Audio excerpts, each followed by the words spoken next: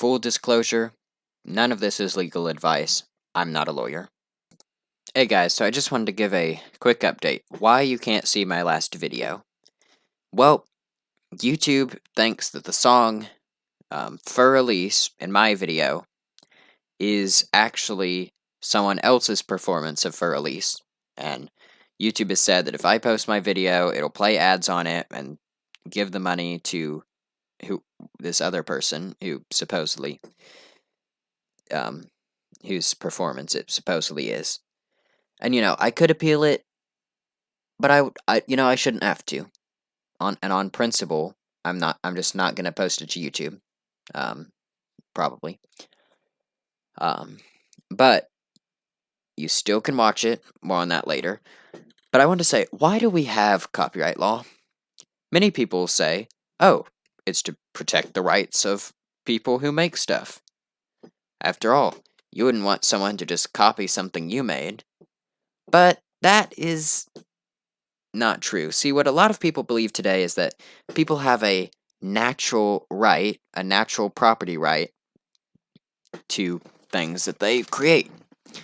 But according to the law of the United States, that is not at all how it works.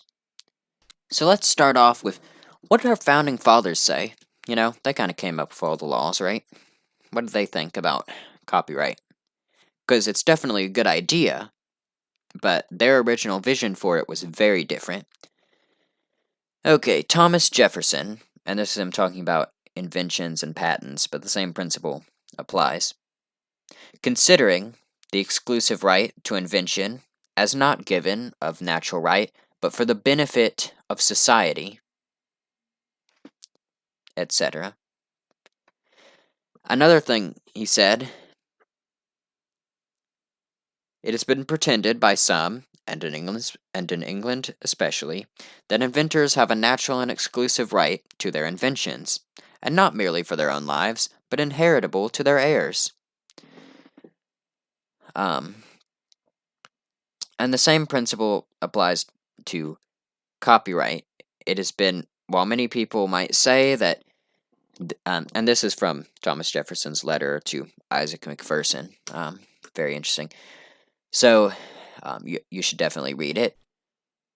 James Madison, who was instrumental in, getting copyright to even be allowed under the Constitution, and, getting it to actually become a law in the U.S., he said, "But grants of this sort can be justified in very peculiar cases only, if at all, the danger being very great that the good resulting from the operation of the monopoly will be overbalanced by the evil effect of the precedent, and it not being impossible that the monopoly itself in its original operation may produce more evil than good." And while he was talking about monopolies in general, this, as a whole, his main point was that, in general, the government should not create artificial monopolies, but in the instance of copyrights and patents, which are, two that, were allowed under the Constitution, that the government should grant limited monopolies to those people, but we should consider that, it might end up having a worse effect because that can happen with monopolies, and that we should be very careful with it. Moving on to the U.S. Constitution. The Constitution. What does the Constitution say? Congress shall have power, ... There's this large section about Congress having power to do various things. To promote the progress of science and useful arts by securing for limited times to authors and inventors the exclusive right to their respective writings and discoveries. Now, there's a few important key words. One, it's not a property right. Property rights are protected by the Bill of Rights, like Fourth Amendment. Government can't, search your property, permission. There's like the government can't just take your property from you by force without paying for it, unless you're like there's various like things that can happen, like if you're a criminal, but generally speaking they can't. It's protected, but Congress doesn't. But sorry, the Constitution says that Congress can do things like copyright, but it doesn't even say they have to. Although, the founding fathers obviously believed that it was a very good idea. But there's the important key word is, or key phrase is, to promote the progress of science and useful arts. And also for limited times.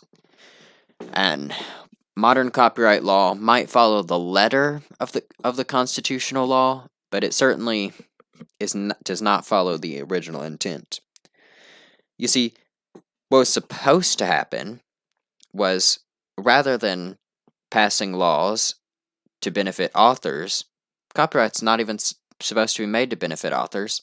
It's made to encourage authors and inventors. Copyrights and patents, they're supposed to encourage them. They're not made for them, though. They're made for the actual benefit of society as a whole. The Supreme Court said in the court case, Fox Film Corp. Versus Doyle, the sole interest of the United States and the primary object in conferring the monopoly, yes, please note, it's a monopoly, it's not a natural property right, lie in the general benefits derived by the public from the labors of authors. As the thing, copyright is meant to incentivize people to make stuff so society benefits, and limited times back then, that meant 14 years with the option to renew for another 28. But it's been extended and extended, and the laws have become stricter and more expansive, to the point that it's honestly like to the levels of government tyranny at this point. And it's just quite ridiculous.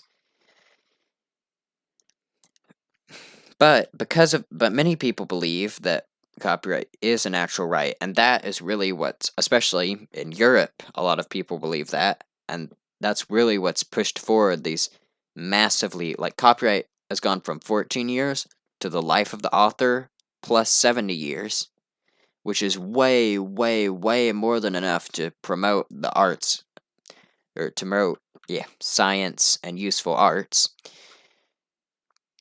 In fact, it actually stifles them.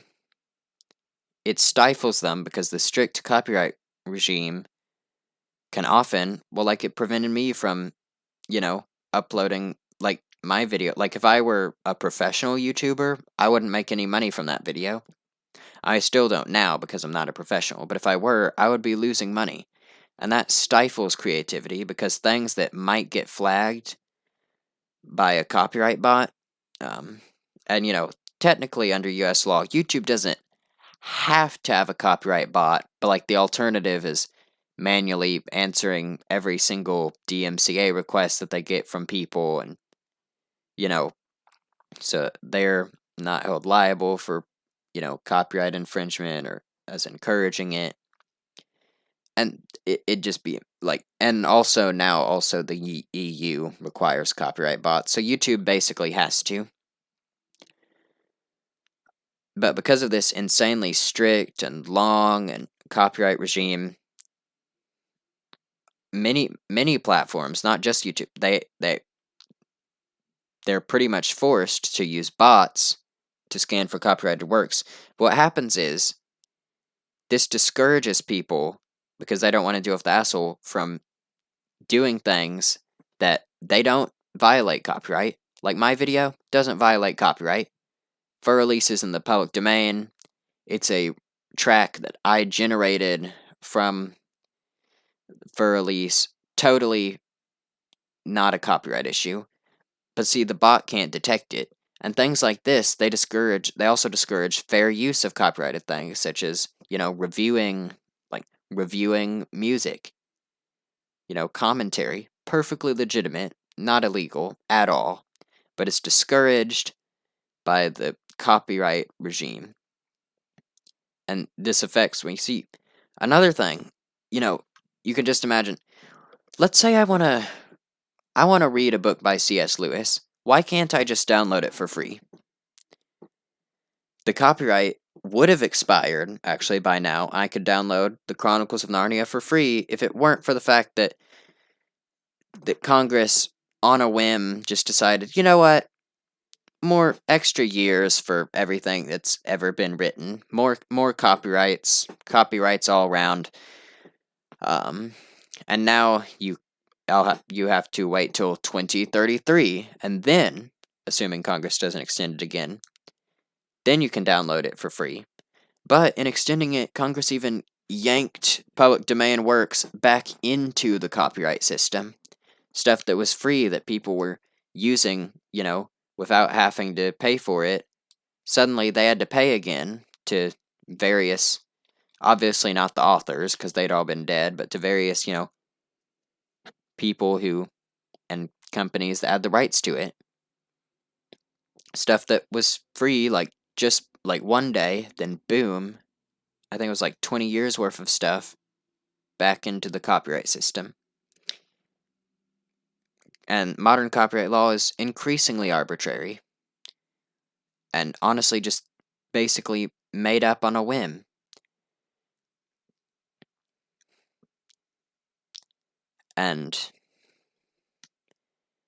But because of all the strict copyright laws, videos like the one I made are flagged automatically and either forced to run ads, which that's why I'm not publishing it, because I don't want to run ads. And I don't really want to dispute it too, because then you have to give personal information over to some record label, and I don't want to, because I should have the right to use for release, because it's not copyrighted. So, there is good news though.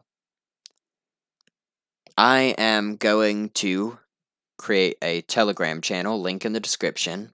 I'm going to post that video and future videos there. And it's sort of like a giant group chat, except only I get to talk. So download Telegram and open up the channel. Because Telegram, being not based in the United States or the EU, has a lot of protection from the terrible copyright system that exists today. And it's not like they just ignore copyright, it's just that they don't use dumb automated systems.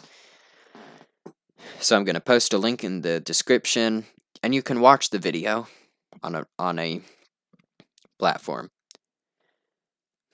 But it's important to know, this is the reality that so many people live in as content creators on YouTube, is that someone can randomly claim copyright on anything you make, whether it's justified or not.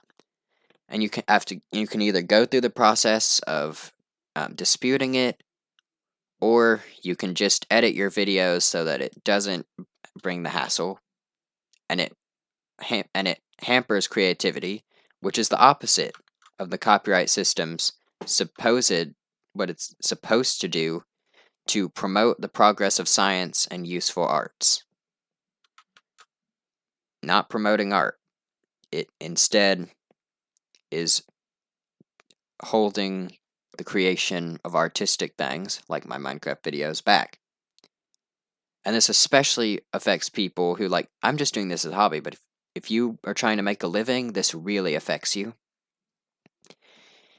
Anyway, thank you for listening, for tuning in to this episode of JimmyCraft. Next episode is going to be really great, and be sure to follow the link in the description and follow my Telegram channel. Like and subscribe. Thank you.